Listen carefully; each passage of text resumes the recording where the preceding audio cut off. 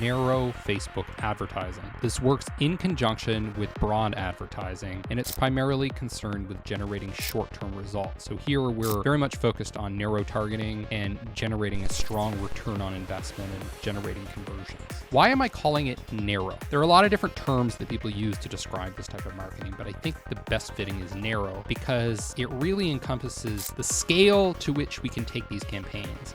And the scale is actually quite small because who we're targeting primarily is in-market buyers. Now, if people only buy consumer products once a year, once a month, once every few months, then at any given time, they're not in market. They're not in the shopping mindset. So if you think about something like a car, well, people might only buy a car once every 5 years or perhaps even once in their lifetime. So the vast majority of people are not in market. And that's why it's very important to get the targeting right so that we can hone down to those people that are more susceptible to our messages with narrow advertising. So the primary way of defining the target would be in-market buyers, but we're also going to define the targets in different ways. So there's also retargeting audiences. So it's not just everyone in our target market, but we're also going after specifically those perhaps that visited our website, those that watched one of our video advertisements, those that clicked one of our image ads, something like that. We're also going to be focused to some extent on current customers, perhaps upselling them, perhaps getting them into recurring revenue streams, engaging them, activating them. Maybe they bought a low ticket offer for $5 and we're trying to upsell them to a $100 offer, something like that. Another thing that we're doing is we may rely on intent data. So get data on people that we believe have the intent to buy. In other words, they're in market. The other thing that we're going to do is we're going to target based on events that are happening. So again, we're getting to the idea of the trigger or the event that prompted the purchase process.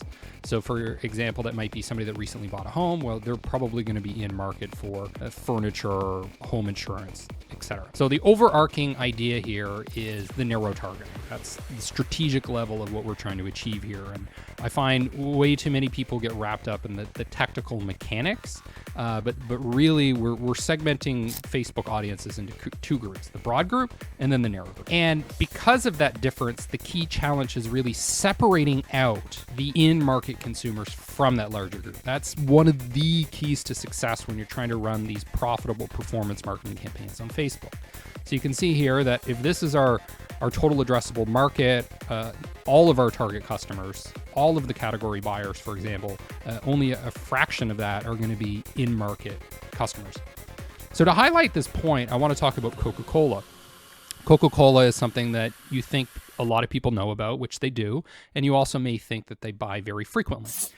But Coca-Cola actually defines a heavy user as someone that consumes more than 2 times per year. And that might be surprising. But what this tells us is that at any given time, even with products that people buy a lot, they're not actually in the shopping mindset. So identifying who those people are is critical to the success of these campaigns, especially if you're not running any sort of broad advertising for long-term growth. So we got to parse out this tiny fraction of the market. So how do we triage these in-market consumers? How do we separate them from the pack? And I'm going to talk about 3 major ways, and then I'm going to go into details later about some examples of how we can achieve that. So the most obvious way to me is through retargeting. So some examples here is you retarget people based on their Facebook engagement. And in particular, what we're interested in is people's engagement with something that suggests purchase intent. So for example, if you just go out with a generic blog post, a generic white paper, or something that's captivating that people want to download, that may generate responses, it may generate interest, but it may not necessarily indicate that they have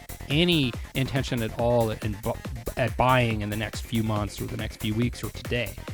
So that's going to be key, is what are they engaging with, and does it actually suggest that they could be in market for what we're selling? So the other thing that we can do is we can use more advanced in-market targeting, which is available in other channels. So for example, with Google Display Network, they actually have the ability to target in-market audiences.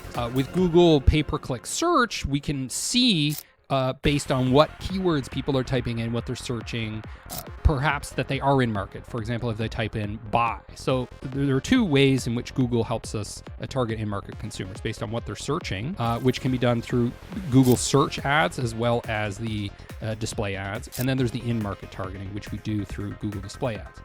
The other option is the YouTube ad. So YouTube would have the same targeting options essentially that we have with Google Display Network. We can target in-market audiences. We can also just target people based on the types of websites that they visit or keywords that they're searching. And then what we do is we retarget those people, the people that came in through YouTube, came in through Google, we retarget them using Facebook. So as an example, anyone that visited your website and happened to come in through Google or YouTube, we would send them Facebook ads. Another retargeting option is simply going after website traffic. So it may not necessarily be everyone that visits your website, but perhaps you have a specific campaign targeting people that visited a certain page on your website or a certain section. So for example, if it's men's apparel, then you could retarget them with ads with more men's apparel. So retargeting is one way to triage in-market consumers. Another way is by using imported lists.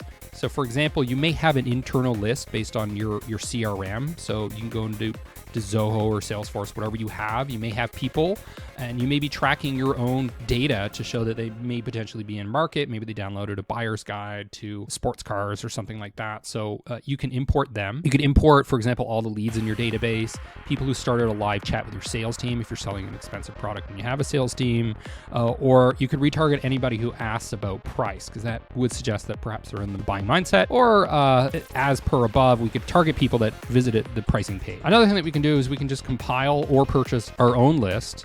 We can, for example, just buy the list outright, or we can purchase a database subscription that gives us access to people that may potentially buy.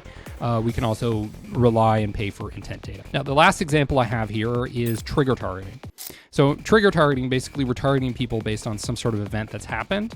For example, with Facebook, we're able to target people who recently got a job.